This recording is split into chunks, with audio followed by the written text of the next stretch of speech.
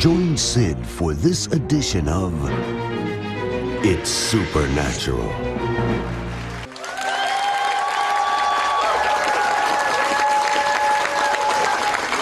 Bienvenue Saint-Esprit, viens et coule dans cette émission. Mon invitée, Karine Bassili, a grandi au Liban, à l'époque de la guerre civile. Elle a été élevée dans une famille maronite, une version moyenne-orientale du catholicisme. Racontez-moi un peu comment était la vie. J'ai regardé mes notes et c'est tellement, vous savez, pour quelqu'un qui vit aux États-Unis, sans avoir vécu la guerre aux États-Unis, c'est difficile à croire. Racontez-moi ce qui se passait quand vous étiez enfant. Oui, le traumatisme a commencé littéralement dans le ventre de ma mère, car la guerre a commencé environ 10 ans avant ma naissance. J'ai ressenti cette émotion et cette peur dès le ventre de ma mère. Et puis, vous savez, je suis né et j'ai grandi en 1985, et au réveil, la première chose qui m'a frappé, c'était l'abri anti-bombe. Me réveiller et voir ma mère nous appeler pour courir vers l'immeuble suivant, j'ai dû descendre du 5e étage jusqu'à l'immeuble suivant et aller sous terre pour me cacher pour notre sécurité. Et parfois, s'il était plein, on devait aller dans un autre abri anti-aérien. Et par curiosité, est-ce qu'il fallait aller plusieurs fois dans la même nuit dans un abri anti-aérien ou est-ce qu'on y restait? On y est resté une fois 1 mois, vous savez, 1 mois dans un abri anti-aérien. 1 mois? Oui, à dormir, sans nourriture et avec des rats qui nous entouraient, comme dans un abri anti-aérien. Et ce n'était pas un abri anti-aérien, c'était plutôt un entrepôt sécurisé sous le sol, sous un immeuble. Mais oui, c'était comme on dit dans les études, vous savez, les enfants sont les plus touchés et les traumatismes entre 2 et 4 ans, et c'est là que je passais mon temps à fuir pour sauver ma vie. D'après ce que j'ai compris, enfant, on voyait même des cadavres dans la rue. Oui, je me souviens d'une fois où ma famille est venue nous chercher à l'école parce qu'il y avait des bagarres. Alors la famille courait à l'école et récupérait tous ses enfants. Je me souviens être allé chez la tante de ma mère et on a dû se cacher là-bas. Je suis allé dans sa salle de bain. Je me bouchais les oreilles juste à côté d'une machine à laver en marche et ça m'aidait à ne pas entendre les bagarres. Après la fin, on est entré à la maison et je me souviens avoir jeté un coup d'œil depuis ma voiture et avoir vu des cadavres. C'était un moment très traumatisant pour moi, rien que de voir ça, et c'était probablement l'un des moments les plus fous de ma vie. Dans l'école que vous fréquentiez, vous étiez scolarisé avec des enfants terroristes du Hezbollah. C'était après mon déménagement. J'étais d'abord dans une école catholique, puis j'ai déménagé dans une école publique près de chez moi, et ma maison était située dans un quartier très proche du Hezbollah. Ils aimaient venir dans le quartier chrétien pour l'éducation, car nous avions une meilleure éducation. Il y avait donc beaucoup d'élèves dans ma classe. Je me souviens les avoir entendus parler de la manière dont leur père allait se battre dans le sud du Liban contre Israël, et il faisait partie de l'armée du Hezbollah. Et j'étais juste assis là, et c'était très dur pour moi de voir ça. Je suis curieux. Détestiez-vous les Juifs? Détestiez-vous Israël quand vous étiez petite? Enfant, je ne les aimais pas. J'étais peut-être plus traumatisé quand ils arrivaient avec leurs jets et leurs bombes soniques et qu'ils faisaient exploser tout le bruit au-dessus de chez nous. Et j'étais en colère contre eux. Mais à la maison, nous n'avons jamais appris à les haïr. Parce que nous entendions aussi dans notre famille que les Juifs s'associaient aux chrétiens et que nous étions probablement en vie grâce à eux. Voilà ce que j'ai entendu de ma famille quand j'étais enfant.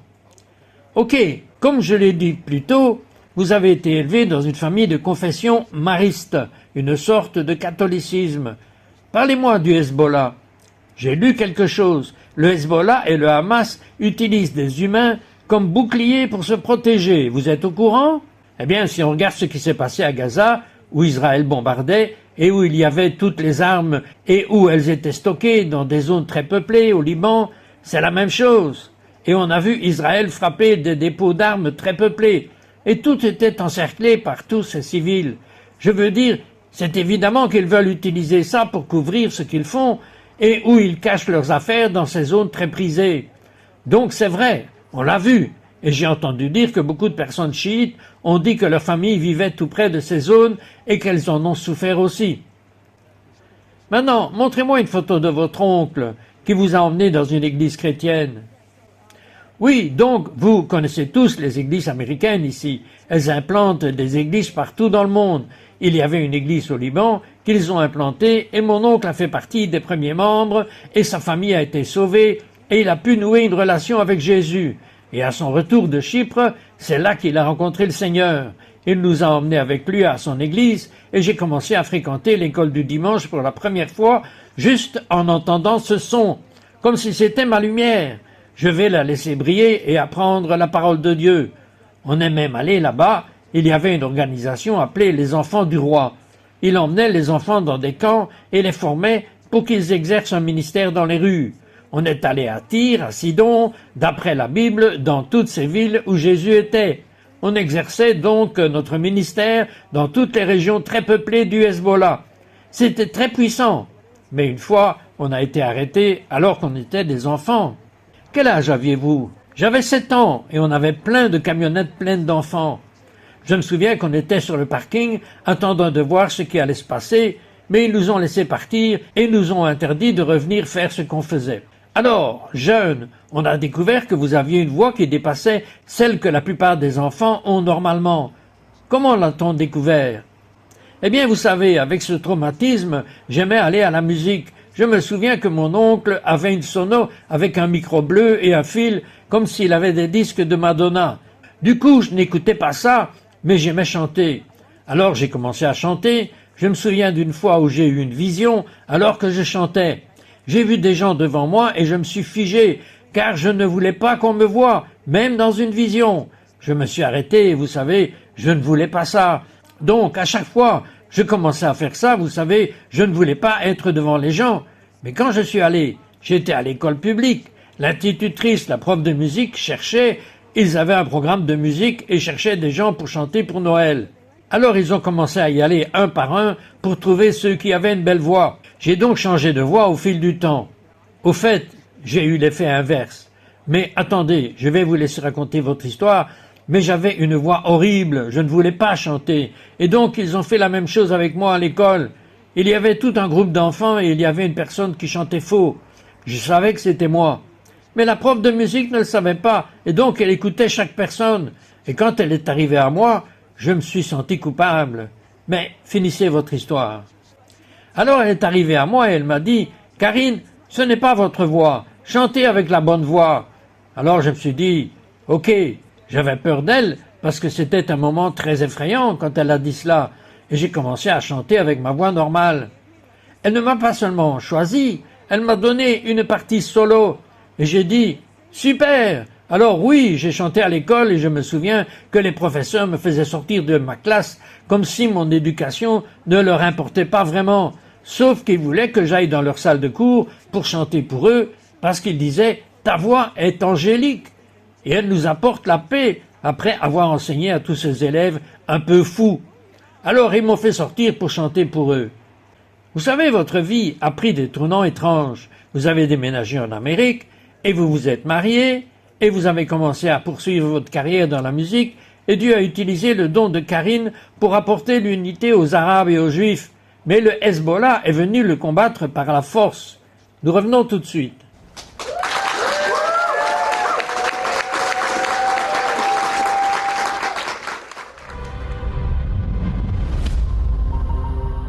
Pourquoi les Écritures juives disent-elles que Dieu aveuglera les yeux du peuple juif sur le Messie à cause du péché?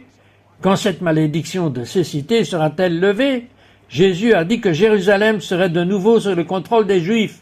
Ainsi, en 1967, lorsque les Juifs ont repris Jérusalem, des milliers de Juifs comme moi ont commencé à croire en Jésus comme Messie. Nous, les Juifs, n'avons pas eu la pleine révélation. Les rabbins n'enseignent qu'une partie de nos écritures juives. Ils affirment qu'il n'y aura de paix sur terre qu'avec la venue du Messie. Puisqu'il n'y a pas de paix, le Messie n'a pas pu venir. Mais lorsque nous lisons les passages intentionnellement ignorés de ces mêmes écritures, nous apprenons que le Messie doit d'abord mourir et payer le prix de nos péchés, puis ressusciter d'entre les morts, monter au ciel et revenir une seconde fois. Un seul Messie pour tous les peuples, le Juif, Jésus. Alors viendra la véritable paix sur terre. Mais d'abord, la paix commence une personne à la fois. Que se passerait-il si vous semiez la bonne nouvelle dans le cœur de chaque Juif? cela produirait une récolte. Je vais vous dire ce qui se passerait. Le retour du roi. C'est le moment idéal pour favoriser Israël. N'avez-vous pas été touché par les sentiments, mais par les paroles du Dieu vivant? La balance spirituelle est hors de portée du peuple juif. Nous allons inaugurer le salut d'Israël. Je vois des villes entières d'Israël se tourner vers le Seigneur. Priez pour la paix de Jérusalem et vous prospérerez.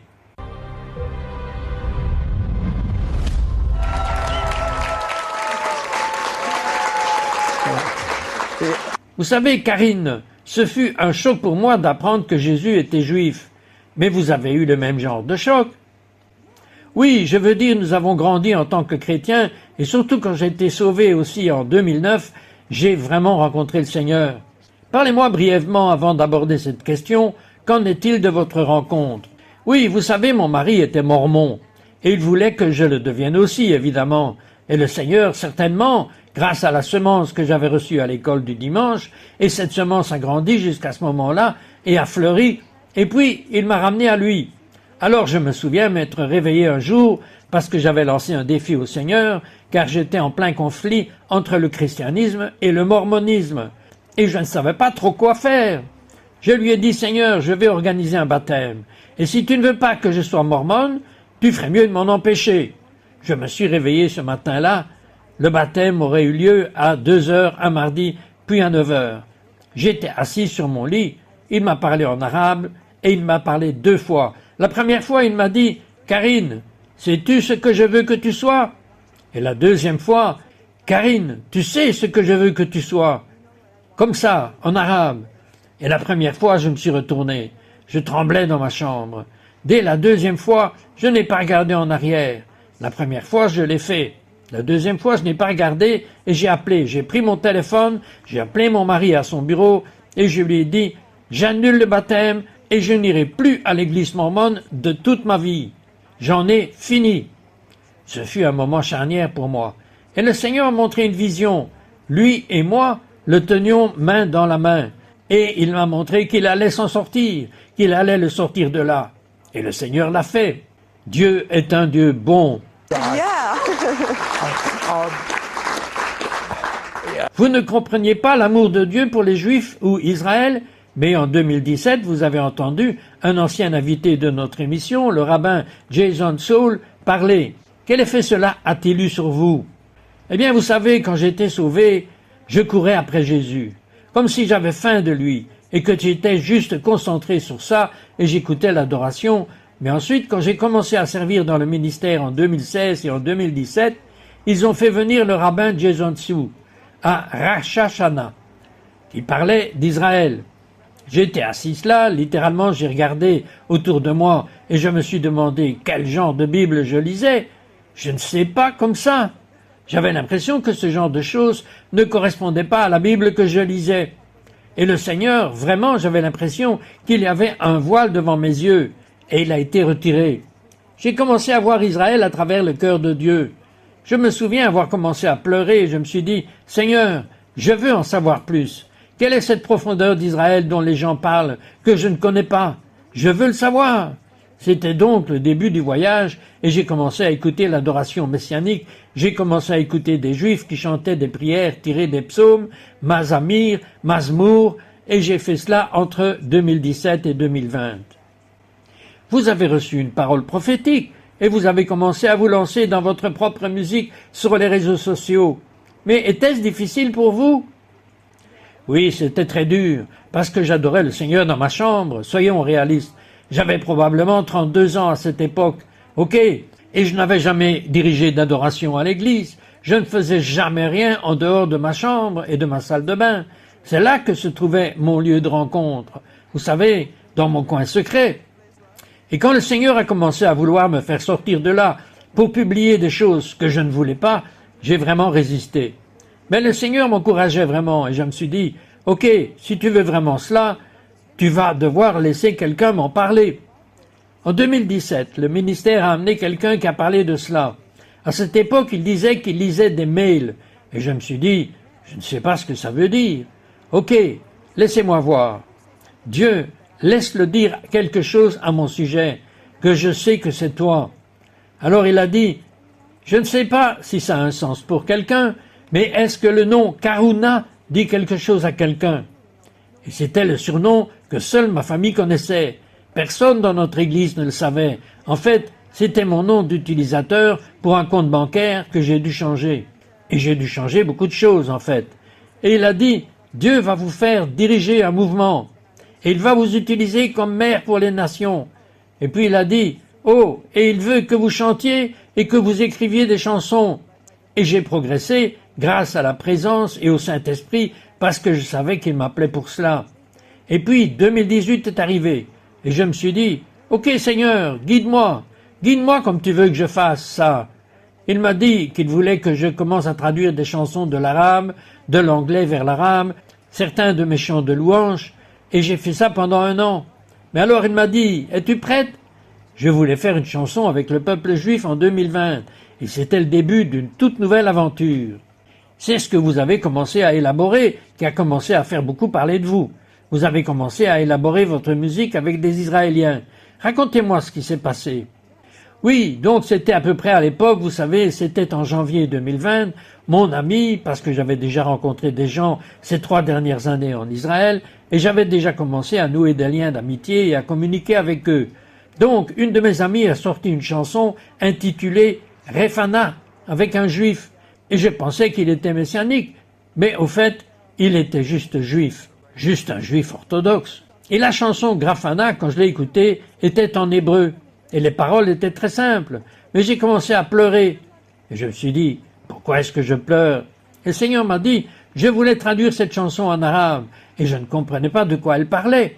Alors j'ai dû les contacter pour leur demander ce que signifiait cette chanson. Et ils m'ont dit que c'était un chant de guérison, vous savez, à partir de nombres. Et j'ai dit, ok. Alors j'ai lu les Écritures et je me suis dit, vous savez, quand Rachel implorait la guérison pour juste une prière, et puis je me suis dit, ok Seigneur, que veux-tu faire avec ça? Je veux dire, pour qui veux-tu que je prie? Il a dit, le Liban et Israël. J'ai dit, ok, et j'ai juste fait la chanson en arabe et je l'ai postée sur mes réseaux sociaux et j'ai mis un chapeau libanais. J'avais un chapeau et je cachais un peu mon visage et je l'ai posté sur mes réseaux sociaux pour que personne ne voie mon visage. Avez-vous mis un foulard sur votre visage? Donc j'ai mis un chapeau et j'ai baissé la tête. Je vois. Donc, personne ne pouvait voir mon visage. Et ensuite, c'est devenu viral aux infos israéliennes. Exactement ce que vous vouliez. Je veux dire, oui, et le Seigneur voulait que je fasse ça. Et je me suis dit que j'étais un peu anxieuse à l'idée de le faire. Je sentais juste que je devais percer, faire quelque chose de nouveau.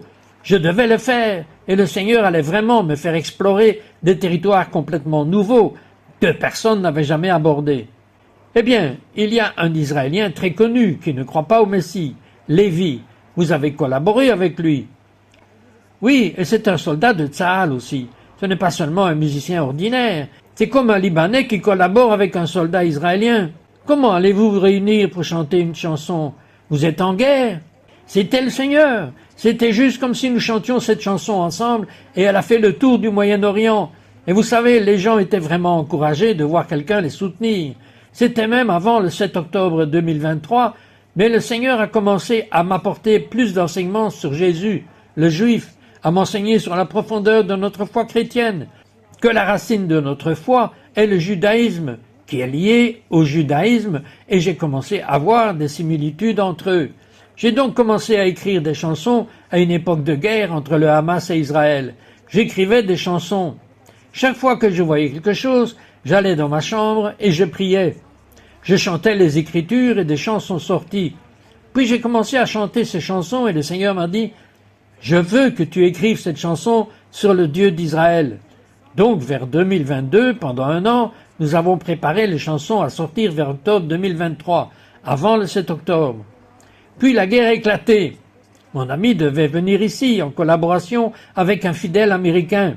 Et il n'a pas pu venir, d'abord parce qu'il était à Gaza en train de se battre, mais le Seigneur a ouvert une voie, car on lui a dit qu'en Israël, nos voix étaient nécessaires, non seulement pour mener la bataille ici, mais aussi là-bas aux États-Unis. Alors il est venu ici et nous avons commencé à aller dans les églises et à prier ensemble pour apporter cette unité dans le son. Vous avez enregistré une chanson qui a réellement apporté du réconfort aux Israéliens, qui a réconforté mon peuple. Très brièvement, dites-moi. Oui, c'était juste une chanson, pas une chanson chrétienne, mais c'était une chanson très significative pour le peuple juif.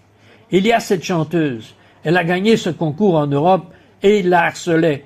Et vous savez, quand je l'avais déjà traduite et je voulais sortir la chanson, le Seigneur n'arrêtait pas de me dire « Réconforte mon peuple, réconforte-moi, réconforte-moi » pendant tout le temps où je travaillais sur la chanson. Donc, au moment où je devais le sortir le 2 octobre, sans savoir qu'Israël allait subir une attaque aussi dévastatrice, et puis ce qui s'est passé, c'est que c'était au moment où je sortais la chanson. Littéralement, une demi-heure plus tard, les attaques ont eu lieu. Et la chanson est sortie. Et le Seigneur a dit, laisse-la aller, laisse-la sortir. Et puis on a reçu des appels et des SMS de personnes dans l'abri anti-aérien qui me disaient, Karine, combien elle nous apporte de réconfort. Merci d'avoir partagé cette chanson. Alors, vous avez été banni du Liban. Oui, je l'ai été. Je pense que nous tous, chrétiens, devons nous rebeller pour Jésus, pour tout faire. Êtes-vous allé au Liban aujourd'hui? Non, je ne peux pas. Je peux aller en Israël. Et je pense que ça va être très bien. Karine, pouvez-vous aller sur le podium maintenant pour préparer une chanson?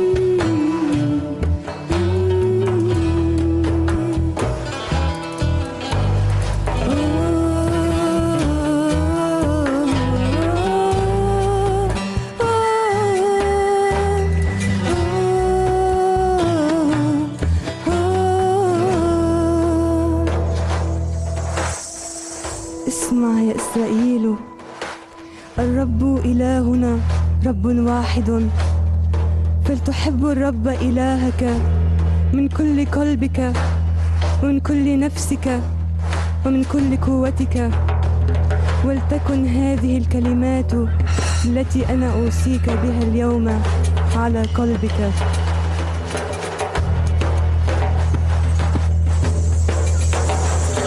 اسمع يا إسرائيل الرب